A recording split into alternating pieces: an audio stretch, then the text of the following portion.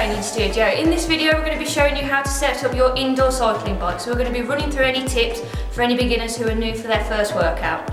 So the first thing we're going to want to set up is your seat height. You're going to want your saddle roughly in line with your hips. So if Luke adjusts this to where he has it,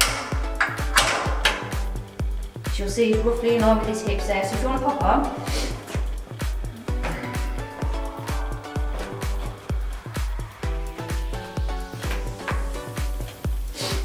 a few rotations. There we go. Just stop for a minute.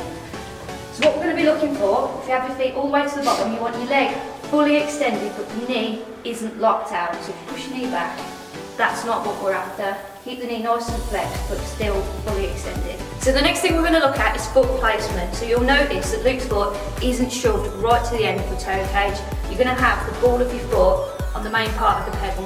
If you've got shoes that are compatible with SPD pedals, all the better. So now we're going to be adjusting the forward and back position of your seat, which is this bar along here. What we're looking for is for your bum to be right back on the saddle, because that's where you're going to want to sit. And you should adjust it so where your knee falls roughly over the centre of your foot, in between your ankle and your toe. You don't want it too far back or too far forwards.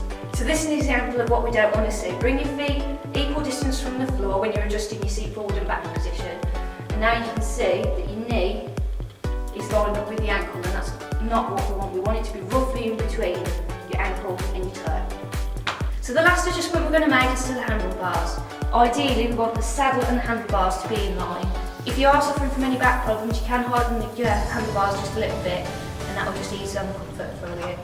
So if you want to hop on. So now that you're on your bike, what you're going to want to remember is to pivot from your hips, not from your ribs. We don't want any arch back. Keep your arms nice and flexed, and that push your chest down, and that'll give you a nice position when you're riding. So that pretty much covers everything for setting up your indoor cycling bike. Feel free to like, comment and share the video, and subscribe to our JLL Play channel for more content.